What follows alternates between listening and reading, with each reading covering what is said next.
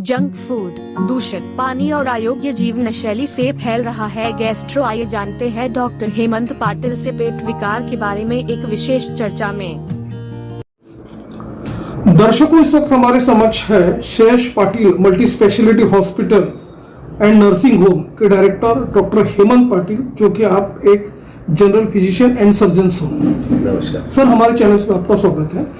नमस्कार सर, हम आपसे ये जानना चाहेंगे कि आए दिन देखा जा रहा है कि अभी जैसा समर वेकेशन चल रहा है एक प्रकार से, तो काफी गैस्ट्रो के पेशेंट्स बढ़ रहे हैं।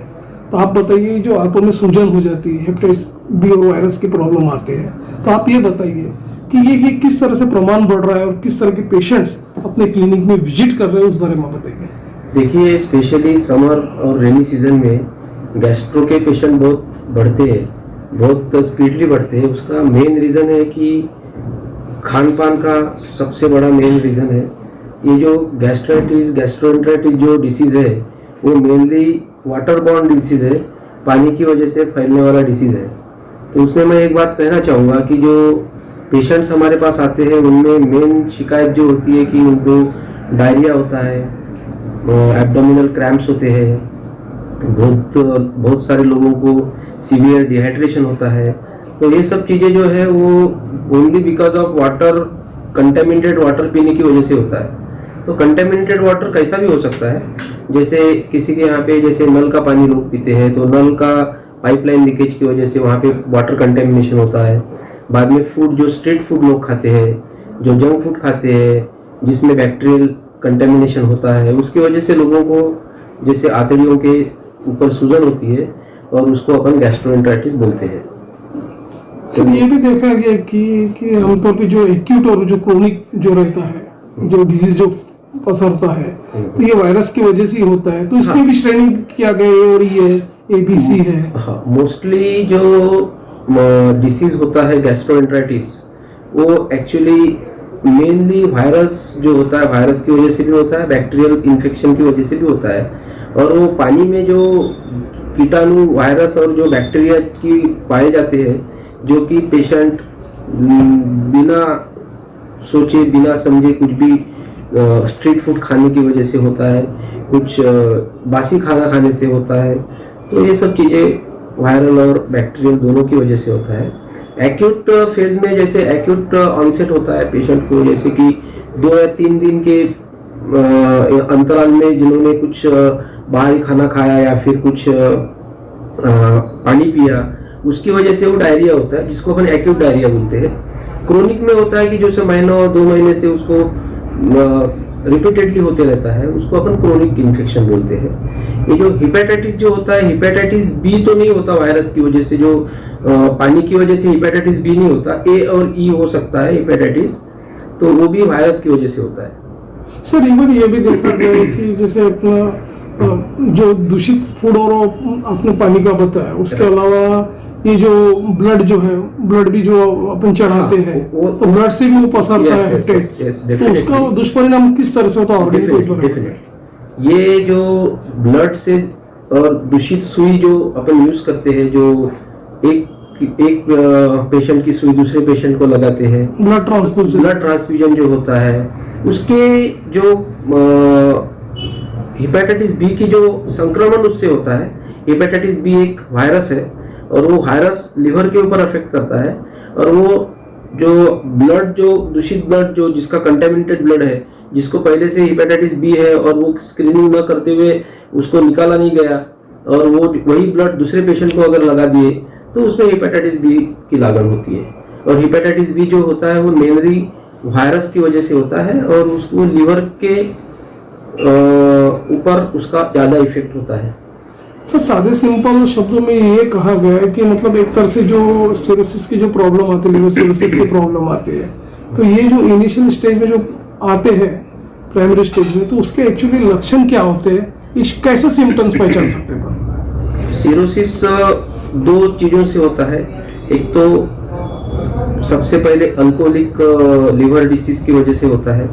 बहुत सारे पेशेंट्स को अल्कोहलिक लिवर डिसीज की वजह से, मैक्सिमम लोगों को सिरोसिस का प्रॉब्लम होता है। और मैक्सिमम जो उससे जो लक्षण होते हैं, जो पेशेंट को भूख कम लगना, डाइजेशन अच्छे से नहीं होना, जॉन्डिस होना, पेट के ऊपर जो सूजन आना, पेट में पानी भरना, ये सब चीज़ें लिवर सिरोसिस के मेन लक्षण होते हैं। बिना अल्कोहल के भी होते हैं, जिसको नॉन अल्कोहलिक लिवर डिसीज बोलते हैं, उसकी वजह से भी सिरोसिस होता है, उसमें भी सेम लक्षण होते हैं। और हेपेटाइटिस बी वायरस, वो भी एक लिवर सिरोसिस के लिए मेन कारण हो सकता है। जब हम प्रिवेंशन की बात करते हैं तो आप ये बताइए कि किस तरह से इस डिजीज से बचा जाए ताकि उसके संक्रमण में ना आए। बिल्कुल, तो देखिए जो हेपेटाइटिस सिरोसिस के लिए बात कर रहे हैं ना आप, सिरोसिस का ऐसा है कि एक तो अल्कोहल कंजम्पशन बंद कर देना चाहिए। Alcohol very dangerous for liver disease जो मेनली अपने लोगों में होता है, अपने इंडिया में बहुत सारे लोगों में है, उसका मेन रीज़न है अल्कोहल। सेकंड थिंग, अल्कोहल बंद कर देना चाहिए, अल्कोहल नहीं पीना चाहिए। बाद में जो जिनको फैटी लिवर रहता है, फैटी लिवर भी एक प्रकार का लिवर सिरोसिस का फर्स्ट स्टेज है। फैटी लिवर के भी स्टेजेस होते हैं, first stage, second stage, third stage. Liver fibrosis होता है, तो उसमें सबसे पहले प्रिवेंशन के लिए तो अपना डायबिटीज़, अपना खान पान, अपना एक्सरसाइज, ये सब चीज़ों के ऊपर ध्यान देना चाहिए। और अपना जो चेकअप है, चेकअप करना चाहिए गैस्ट्रोएंटरोलॉजिस्ट के पास। लिवर आजकल फाइब्रोसिस स्कैन भी होता है लिवर का, ताकि अपन पहले से पता कर सकते हैं कि लिवर में कोई प्रॉब्लम है या नहीं है, और उसकी वजह से अपन पहले से लिवर को अच्छे से अपन मेंटेन रख सकते हैं।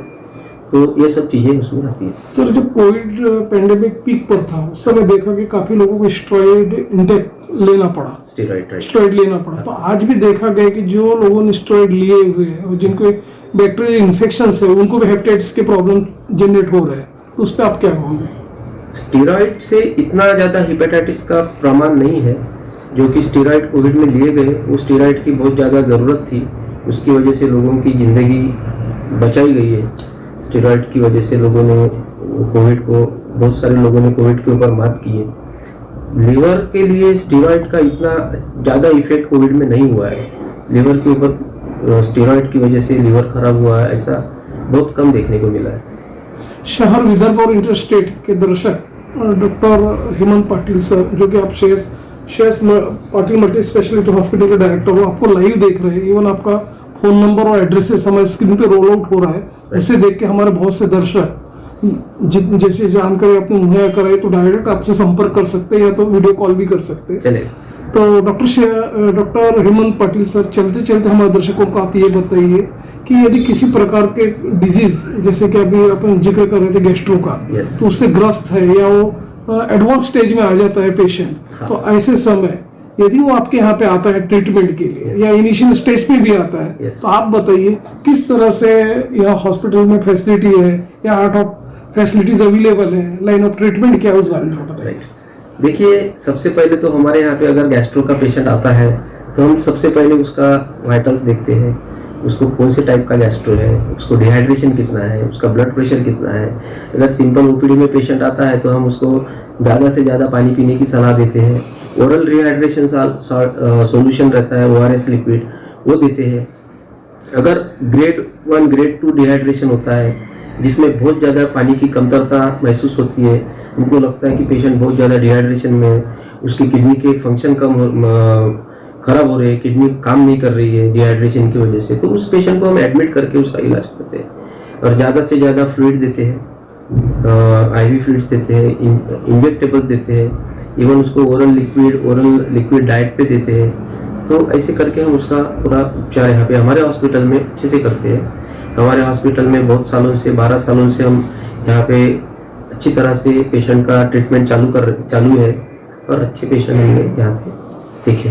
पाटिल सर, युवाओं के आप एक मैसेज ये दीजिए। तो काफी युवा अपन देख रहे हैं सेडेंटरी लाइफस्टाइल रहती है, लैक ऑफ एक्सरसाइज रहती है, वाटर इनटेक काफी कम रहता है वो लोगों का। तो आप बताइए, ऐसे युवा जिनकी जीवन शैली अयोग्य जीवन शैली जी रहे हैं, तो ऐसे युवाओं को आप एक क्या मैसेज देना चाहोगे कि किस तरह फिट एंड फाइन रहे हैं? युवाओं को तो मैं सबसे पहले ये बोलूंगा कि आपका सोने का टाइम और उठने का टाइम आप फिक्स करिए।